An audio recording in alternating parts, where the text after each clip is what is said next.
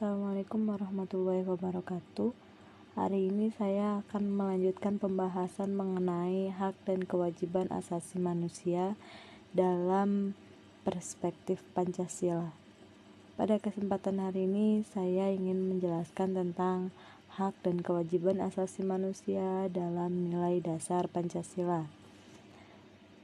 Pada pertemuan sebelumnya, saya sudah menjelaskan tentang makna hak asasi manusia dan makna kewajiban asasi manusia.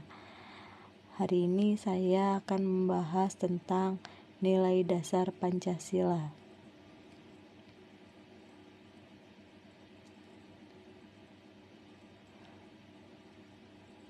Apakah kalian masih ingat dengan materi sebelumnya? Ya, materi sebelumnya itu tentang makna hak dan kewajiban, contoh hak dan kewajiban, serta ciri khusus hak asasi manusia.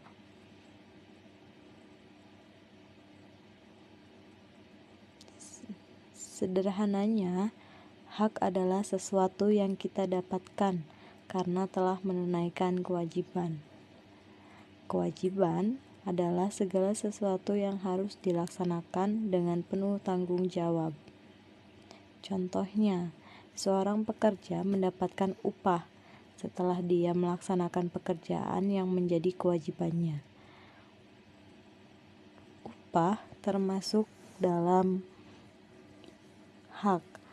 Melaksanakan pekerjaan merupakan sebuah kewajiban. Nah, ciri khusus hak asasi manusia yang membedakan dengan hak lainnya ada 4. Yang pertama, hakiki. Hak asasi manusia dimiliki sejak lahir.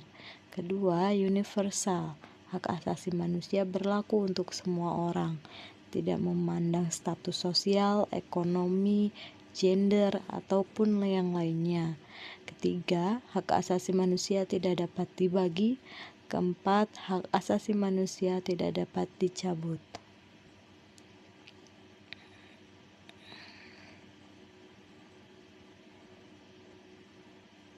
Hak asasi manusia dalam nilai dasar Pancasila. Pancasila sangat menghormati hak dan kewajiban asasi setiap warga negara maupun bukan warga negara. Bagaimana caranya?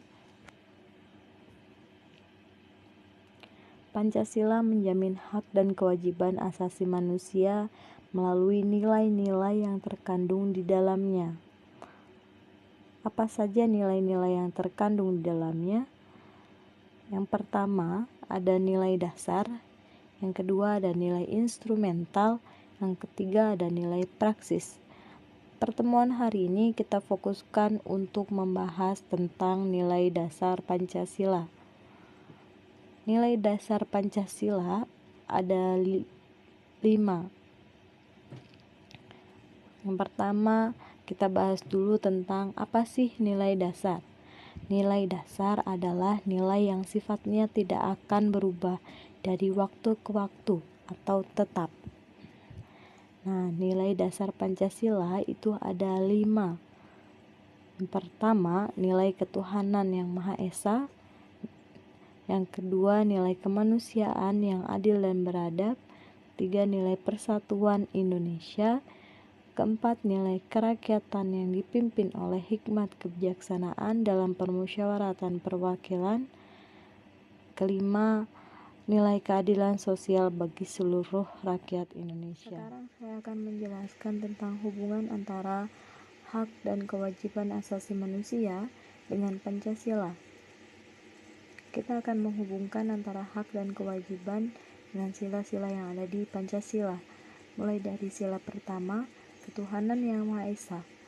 Kategori hak asasi manusia, contohnya, setiap orang berhak untuk memeluk agama sesuai kepercayaannya dan berhak melaksanakan ibadah. Jadi, kita semua memiliki hak untuk memeluk agama sesuai dengan kepercayaan kita dan berhak untuk melaksanakan ibadah. Nah, kewajibannya apa? Kewajiban kita sebagai seorang manusia adalah menghormati perbedaan agama tersebut. Jadi kalau dalam satu kelas terdapat berbagai macam orang atau anak yang memeluk agama yang berbeda, maka kita berkewajiban untuk menghormati perbedaan agama. Kita tidak boleh memaksakan agama kita kepada teman kita. Yang kedua, kemanusiaan yang adil dan beradab.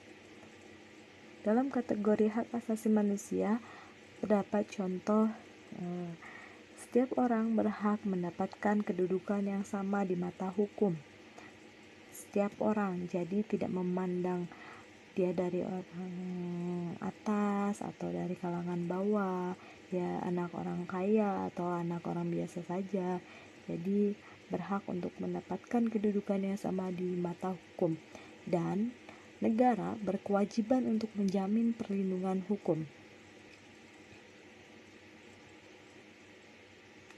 Kita lanjut pada sila ketiga, yaitu Persatuan Indonesia. Hak asasi manusianya, contohnya itu setiap orang berhak untuk bergaul satu sama lain dalam semangat bersatu.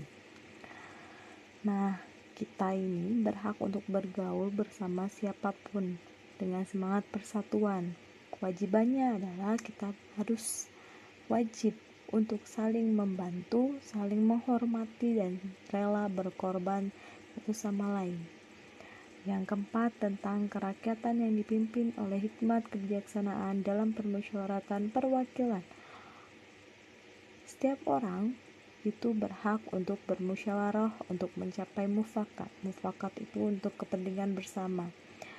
Nah, kewajibannya adalah menjunjung tinggi asas demokrasi. Dalam sebuah musyawarah untuk mufakat pun pasti ada yang namanya konflik, atau kita tidak setuju dengan pendapat orang lain. Nah, di dalam musyawarah itu berarti kita berkewajiban atau harus menjunjung tinggi asas demokrasi. Kita harus menghormati pendapat orang lain, kita harus menerima kalau pendapat kita tidak diterima oleh orang lain. Jadi ada asas demokrasinya. Nah, yang terakhir adalah keadilan sosial bagi seluruh rakyat Indonesia. Dalam kategori hak asasi manusia, setiap orang berhak untuk memiliki hak perorangan dan dilindungi pemanfaatannya. Dan kewajibannya adalah oleh negara, yaitu negara berkewajiban untuk mengakui hak milik perorangan dan melindungi pemanfaatannya. Oke, sekian dari saya. Kurang lebihnya mohon maaf. Apabila ada yang ditanyakan, boleh ditanyakan langsung.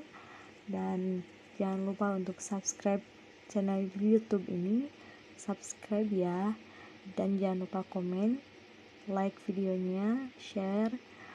Oke, terima kasih.